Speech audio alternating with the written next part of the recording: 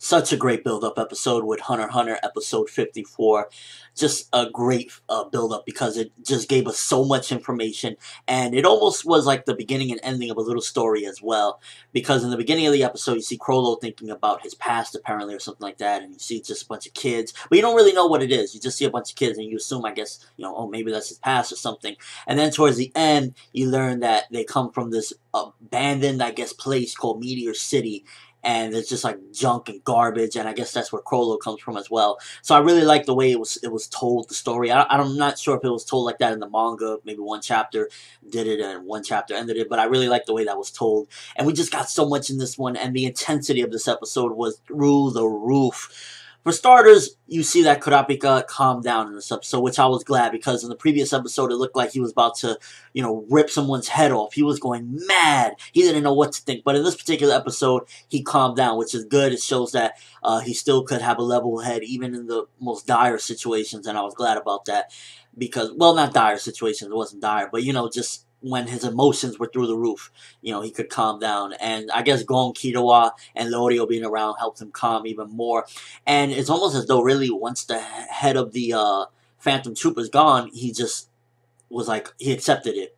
And that was good as well, because I didn't know how he would take it, but he accepted it. He was like, he's going to go back to his original goal to collect his troop, not his troop, his clan's eyes.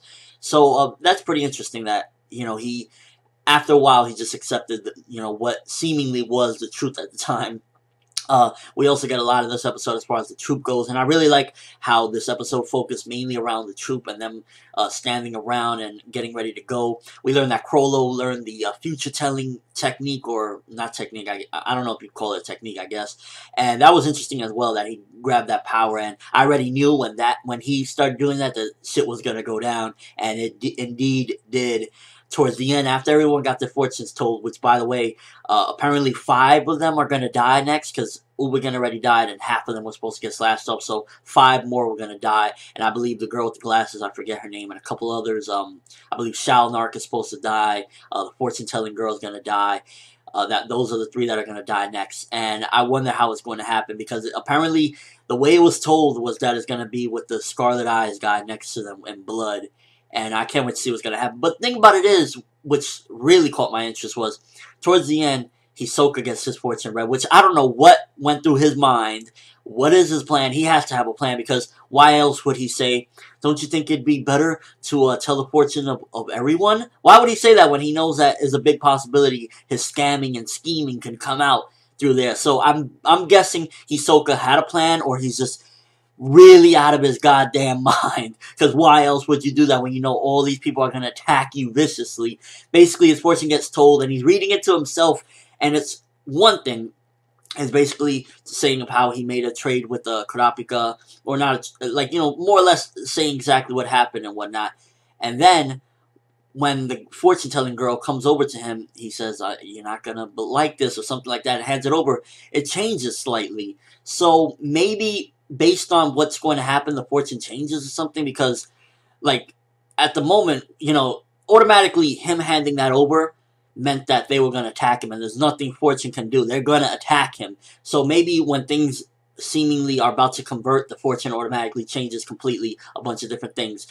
That's what I'm guessing, but what the heck was Hisoka's plan in doing all this? They're all going to attack him now. He's just sitting there like a sitting duck. All of them are going to attack him. I'm pretty sure he's going to survive this, but not the best move unless he has some really extravagant plan on how to survive this, because why would you even suggest getting the info and the fortunes from everyone when you know oh man, Hisoka's a madman. Either he had a plan or he's just out of his freaking mind with this one.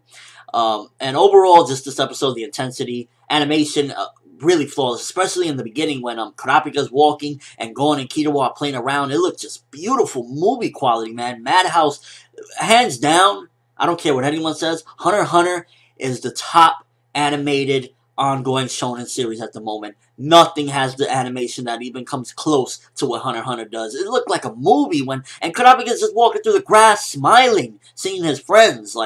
Madhouse for the win. Overall, really good build-up episode, because for a build-up, sometimes it can be slow, sometimes it can be this, that, but all of it was interesting. All of it. You know, we see Kurapika's calm down. He gets a conversation with Melody as well. And just so many different things. So many things to think about. The fortunes. Kuroro getting that power means he's even more deadly now because, you know, he can kind of foresee what might happen and whatnot. More deadly power for somebody that is already powerful beyond belief. And, you know, just seeing all the dynamics of Kurapika, of how the second he found out that they're alive again, he just breaks out into a sweat and, like, just maddening look. And I was just like, wow. You know, the second, like, you know, that's his goal. And he accepted it for the moment, but just to see that they're alive again or hear that they're alive again, he went crazy. And I love just seeing this character, Kurapika. He's a very well-rounded character. There's a lot to him than, you know, just, oh, I'm mad, I'm angry, I'm sad. There's a lot of different parts to him, and I really like that. And I just can't wait to see what's going to happen next, to be honest with you. I'm really excited. That's one thing I like about not being caught up with the manga or having read too much of the manga, because every week is a new surprise for me, and I really love it. Hisoka, Madman. Couple of questions here. Was Hisoka with a plan, or was this spur of the moment? Is he just out of his mind and doing stupid shit, or what? And what's going to happen? Is Kurapika indeed going to be able to kill them, or will fortunes change because of Hisoka giving up his fortune? Will more people survive? I can't wait to find out. If you're an anime-only viewer, let me know what you think. And if anybody, just let me know what you thought overall of this episode. Was it adapted nicely? To me, it was a perfect build-up episode. Nothing wrong with it. But that's all I have for this review. Thanks for watching. Hope you enjoyed. Thumbs up if you can't wait to see how the heck Hisoka is going to get out of this mess that he created. I'm ForneverWorld, and as always, people, have an awesome day.